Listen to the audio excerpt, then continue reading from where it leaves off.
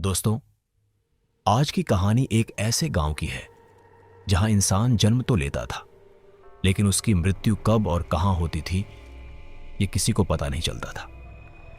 मिच्छल नाम का एक गांव था। उस गांव में सुमन नाम का एक व्यक्ति रहता था। वह उस गांव का मुखिया था। सुमन अपने गांव के लोगों का बहुत ख्याल रखता था और हर किसी की मदद के लिए हमेशा तैयार रहता था।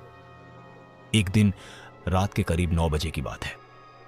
गांव के रहने वाले दीपक के घर से उसकी पत्नी की दर्द भरी चीखें सुनाई देने लगी। उस समय दीपक गांव के एक कुएं से पानी लेने गया हुआ था। तभी गांव के एक छोटे बच्चे ने दौड़ते हुए दीपक से कहा, दीपक भैया, जल्दी चलिए, आपकी पत्नी बहुत जोर जोर से रो रही है। कि उसकी पत्नी रीता जमीन पर पड़ी हुई थी और अपने पेट पर हाथ रखकर दर्द से तड़प रही थी। वह बार बार चिल्ला रही थी, दीपक, दीपक, मुझे बचाओ। दीपक घबराकर उसके पास बैठ गया और बोला, अरे रीता, क्या हुआ? तुम्हें इतना दर्द क्यों हो रही है? हरिता दर्द से कराहते हुए बोली, दीपक, दीपक, मुझे बचाओ।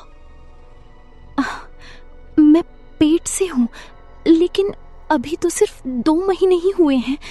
पता नहीं क्यों इतना दर्द हो रहा है, मैं सह नहीं पा रही।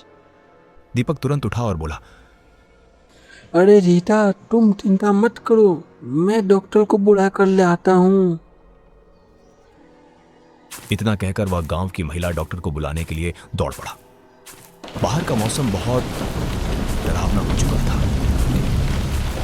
आसमान में जोर जोर से बिजली कड़क रही थी। तेज बारिश हो रही थी और ऐसा लग रहा था मानो आज बारिश रुकने का नाम ही नहीं लेगी। उसी भयानक बारिश में दीपक डॉक्टर को लेकर घर पहुंचा। तब तक रीता बेहोश हो चुकी थी। डॉक्टर ने तुरंत उसकी जांच शुरू की। कुछ देर बाद डॉक्टर का चेहरा अचानक बदल गया। वह हैरानी से दीपक की तरफ देखते हुए बोली, दीपक, इसकी डिलीवरी अभी होने वाली है। यह सुनकर दीपक चौंक गया। वह बोला, क्या? मगर आपने तो कहा था कि अभी सिर्फ 2 महीने ही हुए हैं। डॉक्टर घबराई हुई आवाज में बोली, मुझे भी समझ नहीं आ रहा, लेकिन हमें जल्दी करना होगा। अगर देर हुई तो रीता की जान भी जा सकती है। दीपक की आंखों में आंसू आ गए। वह हाथ जोड़कर बोला, डॉक्टर, मैं तुम खुद भी की थी, मगर मेरी पत्नी रीता को बता दीजिए। डॉक्टर ने तुरंत डिलीवरी की तैयारी शुरू कर दी।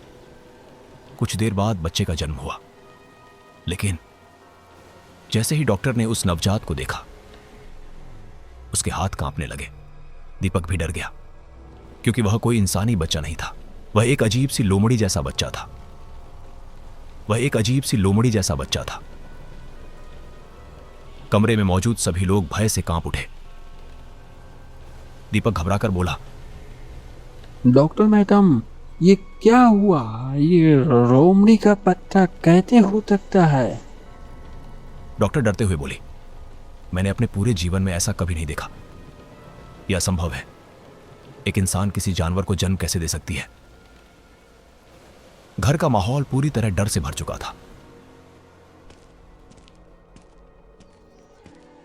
तुरंत गांव के कुछ लोगों को रोकते थे और मुखिया सुमन को बुलाया गया।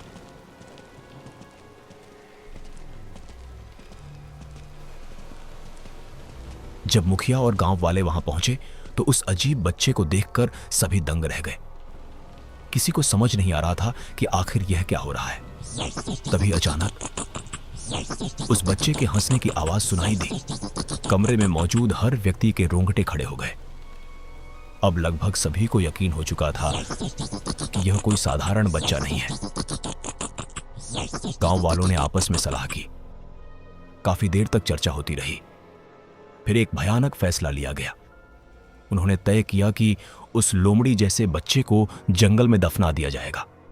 यह सुनते ही दीपक की आंखों से आंसू बहने लगे।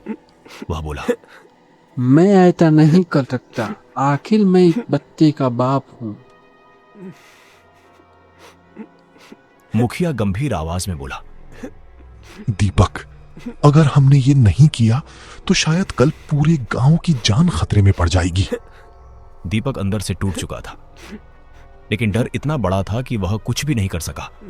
रोते हुए उसने कहा, अगर रीता को ये तब पता चल गया तो वह तीते मर जाएगी। मुखिया बोला। उसे हम कभी नहीं बताएंगे कि उसका बच्चा हुआ था।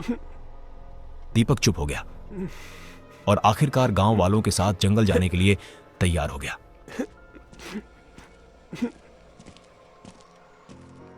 उस रात बारिश के बीच गांव वाले उस अजीब बच्चे को लेकर जंगल पहुंचे।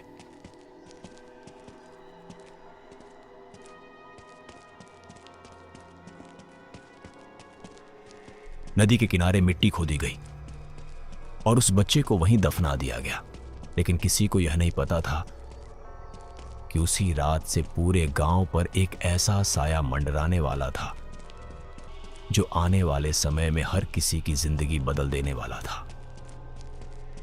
उस रात के बाद गांव के सभी लोग अपने अपने घर लौट गए। सुबह जब रीता को होश आया तो उसे कुछ भी याद नहीं था। उसने दीपक से पूछा, कल रात मुझे क्या हुआ था? दीपक ने डरते हुए जवाब दिया, कुछ नहीं, बट अचानक तबीयत तुम्हारी खराब हो गई थी। अब तब ठीक है। रीता को कुछ अजीब तो लगा, लेकिन उसने ज्यादा सवाल नहीं किए। समय बीतने लगा, लेकिन कुछ ही महीनों बाद पूरे गांव में एक बेहद डरावनी घटना शुरू हो गई। गांव में जितने भी बच्चे पैदा होते वे सामान्य इंसानी बच्चे नहीं होते थे। कोई किसी जानवर जैसा दिखाई देता था तो कोई किसी और अजीब जीव जैसा। यह देखकर पूरे गांव में दहशत फैल गई। माएं रोने लगी, लोग अपने घर छोड़ने लगे और धीरे धीरे मिछल गांव वीरान होने लगा। मुखिया सुमन बहुत परेशान था। उसे समझ नहीं आ रहा था कि आखिर यह सब क्यों हो रहा है।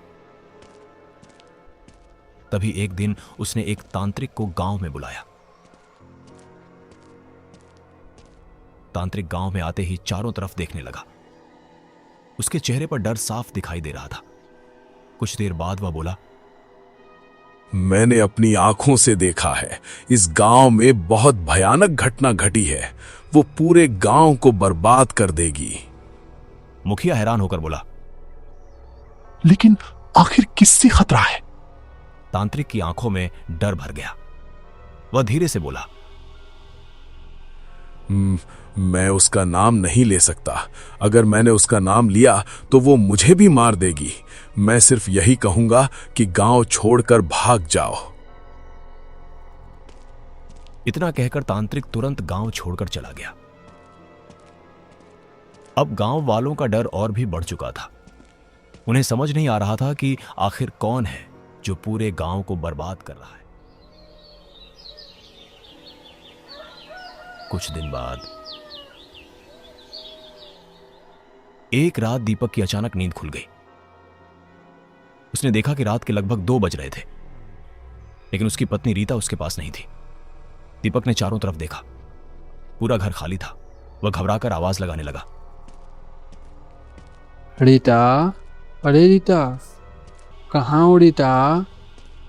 लेकिन कोई जवाब नहीं मिला। दीपक घर से बाहर निकला और पूरे गांव में उसे ढूंढने लगा।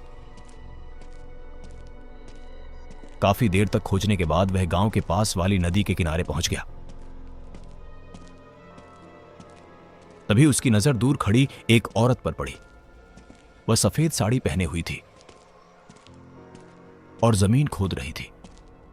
यह दृश्य देखकर दीपक के शरीर में सिहरन दौड़ गई। वह चुपचाप एक पेड़ के पीछे छिप गया और ध्यान से देखने लगा। कुछ देर बाद उसने देखा कि वह औरत मिट्टी से कुछ निकाल रही है। वह चीज कपड़े में लिपटी हुई थी। फिर उस औरत ने उसे खाना शुरू कर दिया। आखिर वह हिम्मत करके आगे बढ़ा और चिल्लाकर बोला, कौन हो तुम? और यहाँ क्या कर रही हो? और जैसे ही वह उसके पास पहुंचा, उसके पैरों तले जमीन खिसक गई, क्योंकि वह और कोई नहीं, उसकी अपनी पत्नी रीता थी। दीपक की आंखें फटी की फटी रह गईं। वह कांपती हुई आवाज में बोला, रीता, तुम? तभी रीता जोर जोर से हंसने लगी। उसकी हंसी सुनकर पूरा माहौल डरावना हो गया। फिर वह बोली, आज तुमने मेरा असली रूप देख ही लिया। दीपक घबराकर पीछे हट गया। वह बोला, तुम ये क्या कर रही हो? गांव वालों के साथ ये क्यों कर रही हो? रीता की आंखें लाल हो गईं और वह बोली, हाँ, मैं एक चुड़ैल हूं। रीता आगे बोली, जिस बच्चे को तुम लोगों ने नदी किनारे दफनाया था, वो मेरा बच्चा था। तुम लोगों ने उसे मुझसे छीन लिया। इसलिए मैं इस गांव के हर नवजात बच्चे को जानवर बना देती हूं। फिर गांव वाले खुद उन्हें मार देते हैं और अगले दिन मैं उन बच्चों को निकालकर खा जाती हूं। उनकी शक्ति से मेरी ताकत और भी बढ़ जाती है। दीपक की आंखों में आंसू आ गए। वह हाथ जोड़कर बोला, कृपया ऐसा मत करो, गांव वालों को छोड़ दो। लेकिन रीता की आंखों में दया नाम की कोई चीज नहीं थी। वह ठंडी आवाज में बोली, अब बहुत देर हो चुकी है और अब तुम भी नहीं बचोगे। दीपक डर गया। वह भागने की कोशिश करने लगा, लेकिन इससे पहले कि वह कुछ कर पाता, रीता अपने भयानक रूप में उसके ऊपर टूट पड़ी और अगले ही पल अंधेरे में दीपक की दर्दनाक चीख गूंज उठी। फिर सब कुछ शांत हो गया। अगली सुबह रीता सामान्य इंसान की तरह गांव में घूम रही थी। वह रोते हुए लोगों से पूछ रही थी, क्या किसी ने मेरे पति दीपक को देखा है? गांव वालों ने दीपक को बहुत खोजा, लेकिन उसका कोई पता नहीं चला, मानो वह अचानक इस दुनिया से गायब हो गया हो। मुखिया सुमन को अब यकीन होने लगा था कि गांव में जरूर कोई भयानक शक्ति मौजूद है। आखिरकार उसने फैसला किया कि वह पास के मंदिर में जाकर एक पंडित से मदद मांगेगा। लेकिन क्या पंडित उस रहस्यमयी चुड़ैल का सामना कर पाएगा? मुखिया सुमन तुरंत गांव पास के एक प्राचीन मंदिर में पहुंचा। वहां उसने एक ज्ञानी पंडित को पूरी घटना बताई। दीपक की पत्नी के अजीब प्रसव से लेकर बच्चों के जानवर बनकर जन्म लेने तक, और फिर दीपक के रहस्यमय तरीके से गायब हो जाने तक, मुखिया ने सारी बात विस्तार से बता दी। पंडित कुछ देर तक आंखें बंद करके बैठा रहा। फिर उसने गंभीर स्वर में कहा, तुम्हारे गांव में एक ऐसी औरत है जो इंसान के रूप में तो है, पर वो एक बहुत ही शक्तिशाली चुड़ैल है। यह सुनकर मुखिया के होश उड़ गए। वह बोला, पंडित जी, अगर ऐसा है तो हमें बचाइए, नहीं तो पूरा गांव खत्म हो जाएगा। पंडित ने कहा, उसे रोकने का एक उपाय है, लेकिन ये काम बहुत कठिन है। इसमें किसी की भी जान जा सकती है। मुखिया कुछ क्षण सोचता रहा, फिर दृढ़ आवाज में बोला, अगर हमने कुछ नहीं किया तब भी हम मारे जाएंगे, इसलिए डर कर बैठने से अच्छा है कि हम उसका सामना करें। पंडित ने सिर हिलाया और कहा, ठीक है, तो ध्यान से सुनो। इसके बाद पंडित ने चुड़ैल को पकड़ने की पूरी योजना बताई। अगले ही दिन मुखिया गांव के कुछ लोगों को लेकर जंगल गया। जैसा पंडित ने कहा था, वैसी विशेष लकड़ियां इकट्ठी की गई। फिर नदी के पास एक ऐसी जगह तैयार की गई जहां चुड़ैल को फंसाया जा सके। दिन बीतते गए और देखते ही देखते पूर्णिमा की रात आ गई। पूरे गांव में अजीब सा सन्नाटा था। हर कोई डर और उम्मीद के बीच बैठा हुआ था। पंडित के बताए अनुसार सारी तैयारी पूरी हो चुकी थी। गांव वाले छिपकर इंतजार कर रहे थे। रात के ठीक 12 बजे नदी के किनारे एक परछाई दिखाई दी। वह रीता थी, लेकिन इस बार वह इंसानी रूप में नहीं थी। उसने अपना भयानक चुड़ैल रूप धारण कर लिया था। उसके लंबे बाल हवा में उड़ रहे थे। उसकी आंखें लाल थीं और उसके चेहरे पर डरावनी मुस्कान थी। वह धीरे धीरे उस जगह पहुंची जहां बच्चों को दफनाया जाता था। फिर उसने मिट्टी खोदनी शुरू कर दी। कुछ ही देर में उसने एक मरे हुए बच्चे को बाहर निकाल लिया। रीता हंसते हुए बोली, आज इसे खाकर मेरी शक्ति और भी बढ़ जाएगी। फिर इस दुनिया में कोई मुझे खत्म नहीं कर पाएगा। जैसे ही वह बच्चे को खाने वाली थी, अचानक चारों तरफ से मशालों की रोशनी फैल गई। गांव वाले अपने छिपने की जगहों से बाहर आ गए। उसी समय पंडित भी सामने आ गया। रीता समझ गई कि यह एक जाल है। वह गुस्से से चीख उठी, लेकिन इससे पहले कि वह हमला कर पाती, पंडित ने मंत्र पढ़ते हुए उस पर पवित्र जल फेंक दिया। जैसे ही जल उसके शरीर पर पड़ा, रीता दर्द से चीख उठी। अगले ही पल पहले से तैयार रस्सियां उसके चारों तरफ कस गईं। वह बुरी तरह फंस चुकी थी। रीता जोर जोर से चिल्लाने लगी, मुझे छोड़ दो। लेकिन इस बार कोई उसकी बात सुनने वाला नहीं था। मुखिया आगे आ, रीता, तुमने पूरे गांव को बर्बाद कर दिया। तुम्हारी वजह से न जाने कितने मासूम बच्चों की जान गई, और दीपक भी हमसे छिन गया। रीता गुस्से से तड़प रही थी, लेकिन वह कुछ नहीं कर पा रही थी।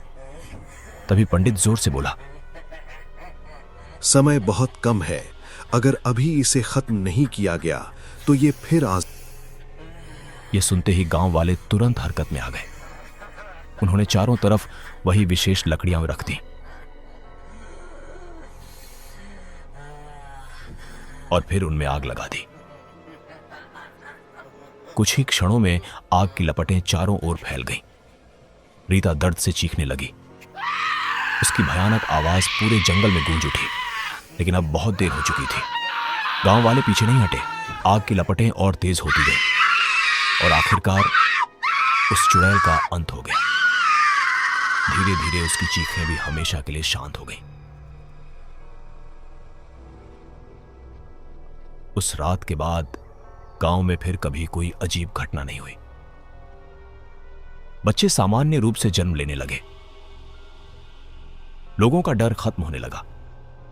जो परिवार गांव छोड़कर चले गए थे, उनमें से कई वापस लौट आए।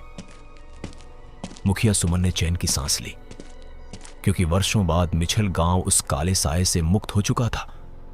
लेकिन आज भी उस गांव के बुजुर्ग लोग पूर्णिमा की रात नदी के किनारे जाने से डरते हैं, क्योंकि उन्हें याद है कि कभी उसी जगह एक भयानक चुड़ैल का अंत हुआ था।